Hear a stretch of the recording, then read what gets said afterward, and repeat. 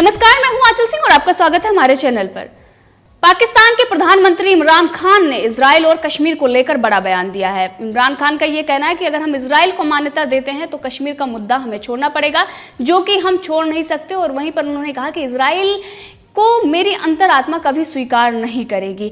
लेकिन अगर देखें तो कश्मीर के मुद्दे को लेकर पाकिस्तान कहां से कहां पहुंच गया है। इनके महमूद कुरैशी विदेश मंत्री ने जिस तरीके से यूएई से यानी सऊदी अरेबिया से जिस तरीके से उनके रिश्ते इस वक्त हैं और जो समझौता इजराइल और यूएई के बीच में हुआ है, उसको लेकर सबसे बड़ा झटका अगर किसी को लगा है तो वो पाकिस्तान, चाइना और टर्की, ईरान जैसे देशों को।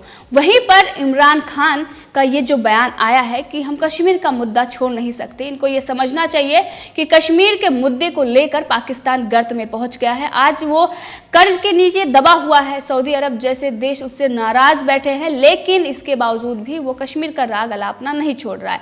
दूसरी तरफ पाकिस्तान अब इतना डरा हुआ है इजराइल को लेकर, वो ये कह रहा है कि अगर हम इजराइल से समझौता करते हैं, अगर कोई भी डील करते हैं तो हमें कश्मीर का मुद्दा छोड़ना पड़ेगा और वहीं पर पीओके पर भी उसको हाथ धोना पड़ेगा, क्योंकि पीओके जो भारत का अभिन्न हिस्सा है वो भारत में आसानी से आ जाएगा, क्योंकि इजराइल भारत का घनिष्ठ मित्र है। और अगर कोई भी समझौता पाकिस्तान के बीच में होता है तो साफ ये बात होगी पीओके को लेकर।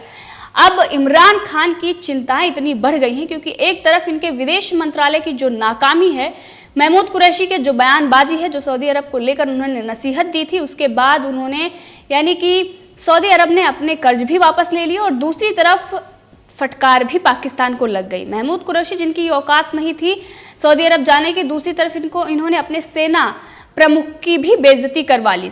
सऊदी अरब जाकर जिस तरीके से सेना प्रमुख को बेइज्जती का घूंट पीना पड़ा है, क्योंकि जैसे ही वो वहां पर गए, प्रिंस से मिलने के लिए वो वहां पर गए थे, लेकिन उन्होंने मिलने से मना कर दिया और उसके बाद वो खाली हाथ वापस आ गए। लेकिन इमरान खान का इस पर कहना है कि सऊदी अरब से उनके रिश्ते अच्छे हैं, लेकिन जो चीज़ें हो रही हैं, जो घट रही हैं यहाँ, उसकी बौखलाहट सीधे देखी जा सकती है महमूद कुरैशी के चेहरे पर। महमूद कुरैशी जो इतने बौखलाए हुए हैं, अपनी कुर्सी जाते देख उन्होंने प्रिंसिपल सेक्रेटरी जो इमरान खान के हैं उनको उन्होंने थप्पड़ जड़ दिया। पूरे पाकिस्तान में इसकी गूंज सुनाई दे रही है और आलोचना इतनी हो रही है कि उनको हटाने की मांग भी की जा रही है। इससे पहले महमूद कुरैशी का जो बड़बोलापन था, जो इनके बयान है विवादित, वो आते रहते हैं।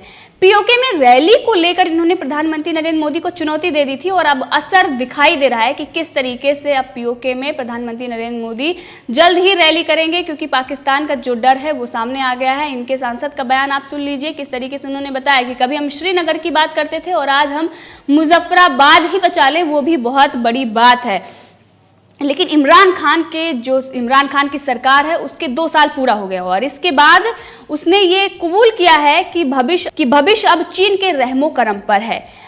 पाकिस्तान आने वाले दिनों में यूएई की तरह इजराइल के साथ कोई शांति समझौता नहीं करेगा, ये इमरान खान का कहना है। इमरान खान ने सऊदी अरब और पाकिस्तान के बीच संबंधों में जो तनाव जारी है उसको भी खारिज किया। उन्होंने कहा कि सऊदी अरब हमारे प्रमुख मित्रों में से एक है। लेकिन इनके विदेश मंत्री का अगर बयान सुने तो उन्होंने कहा था कि सऊदी अरब और तमाम ऐसे देश हैं जो भारत का समर्थन कर रहे हैं, इस्लामिक देश हैं, अब उनको छोड़कर हमें ऐसे देशों से मित्रता करनी चाहिए जो भारत के खिलाफ यानी कि कश्मीर मुद्दे पर हमारा समर्थन कर सकें। तो वो देश है टर्की और चाइना, और उसके अलावा कोई भी देश उनका समर्थन नहीं कर सकता है। पाकिस्तान को ये पता है, लेकिन इमरान खान इस पर लीपापोती करने की कोशिश कर। और वहीं पर इजराइल को लेकर जो इमरान खान का डर था वो सामने आया। उन्होंने कहा कि कायदे आजम यानी कि मोहम्मद अली जिन्ना ने कहा था कि पाकिस्तान तब तक कभी भी इजराइल को स्वीकार नहीं कर सकता जब तक फिलिस्तीन के लोगों को अधिकार और एक स्वतंत्र देश नहीं मिल जाता।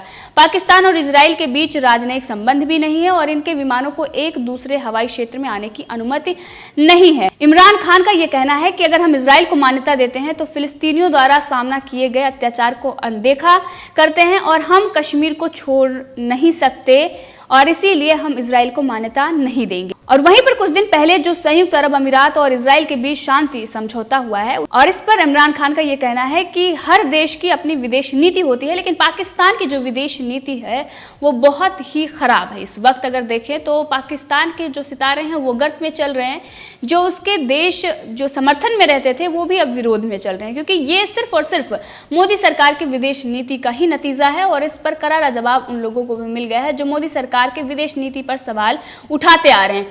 इजराइल को लेकर जो डर पाकिस्तान का है, जो इमरान खान का डर सामने आया है, ये दिखाता है कि इजराइल और भारत कितने घनिष्ठ मित्र। इस वक्त जो पाकिस्तान और सऊदी अरब की तनातनी चल रही है, जिस तरीके से कर्ज वापसी हो या फिर सेना प्रमुख की बेइज्जती या महमूद कुरैशी का प्रिंसिपल सेक्रेटरी इमरान खान के उनको थप्पड़ मारने की बात हो, ये सारी चीजें दिखाती हैं कि पाकिस्तान के अंदर कितनी बौखलाहट है। लेकिन इमरान खान हर वक्त वो सिर्फ और सिर्फ कश्मीर और भारत और मोदी सरकार को ही लेकर वो टिप्पणी करते रहते हैं। उनके चाहे विदेश मंत्री हों या फिर उनके स्वास्थ्य मंत्री हों, तमाम इनके मंत्री हैं जो सिर्फ और सिर्फ उनका एक ही मुद्दा रहता है, कश्मीर कश्मीर कश्मीर। यहाँ तक कि इनके क्रिकेटर भी कश्मीर के ही मुद्दे से कहाँ तक पहुँच जाते हैं। कुछ ऐसे क्रिकेटर हैं जो इमरान खान बनने का सपना देख रहे हैं और कश्मीर को लेकर वो बयानबाजी करते रहते हैं। लेकिन कश्मीर को लेकर पाकिस्तान कश्मीर के मुद्दे के कारण ही वो डूब चुका है, चाहे वो कर्ज के नीचे हो या दुनिया भर, जिस तरीके से दुनिया भर में वो आतंकवाद के लिए जाना जाता है। सिर्फ कश्मीर के लिए उसने आतंकवाद को बढ़ावा दिया और आज वो ग्रे लिस्ट में है और कभी भी वो ब्लैक लिस्ट हो सकता है, सिर्फ और सिर्फ कश्मीर में आतंकवादियों को बढ़ावा देने के लिए, जो पूरे भारत में वो आतंकवादियों को भेजता है कश्मीर मुद्दे को ही लेकर।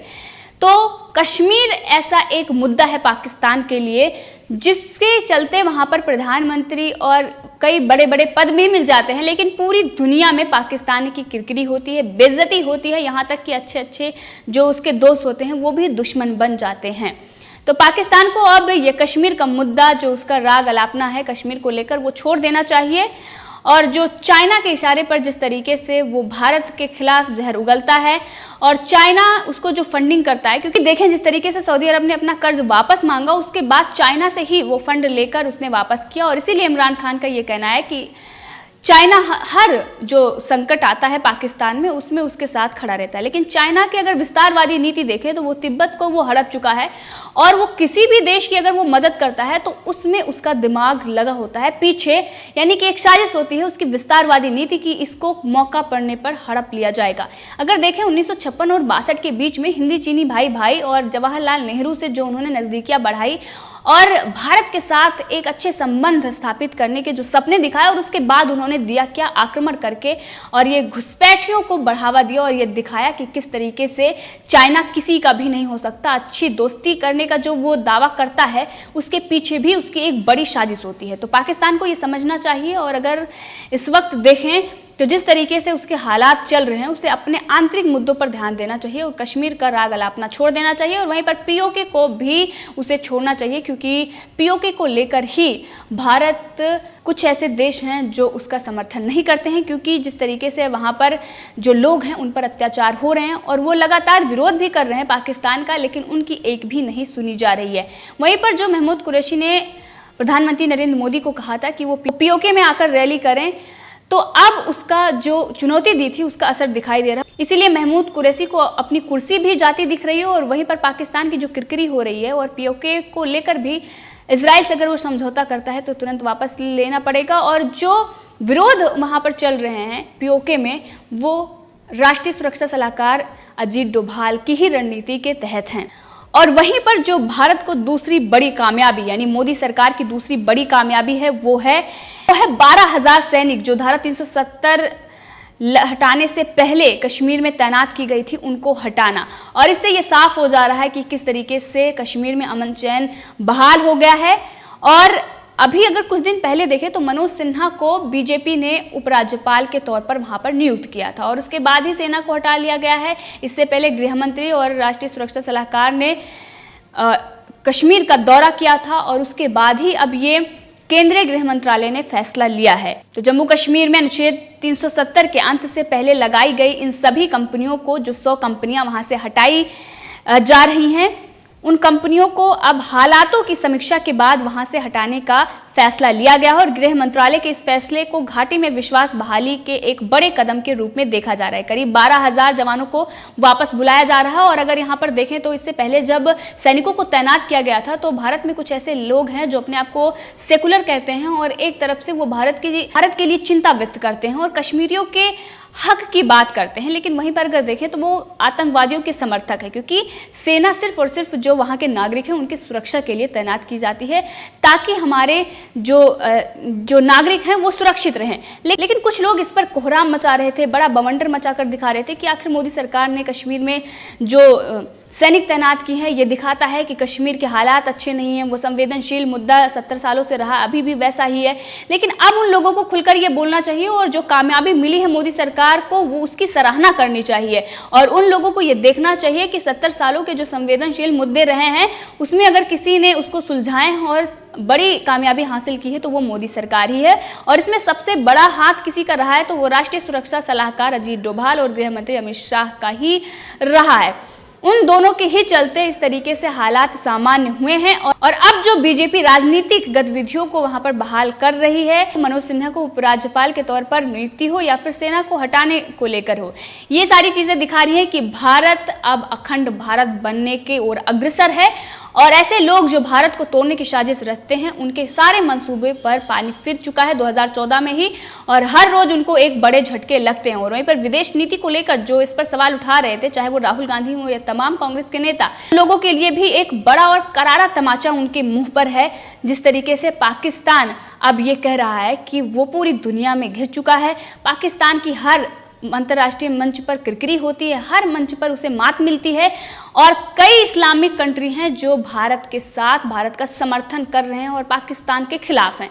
तो इस मुद्दे पर आप भी अपनी राय रख सकते हैं, कमेंट करके जरूर बताएं। अगर आपने अभी तक चैनल को सब्सक्राइब नहीं किया तो कर लें ताकि हर अपडेट आप तक पहुंचती रहे। धन्यवाद।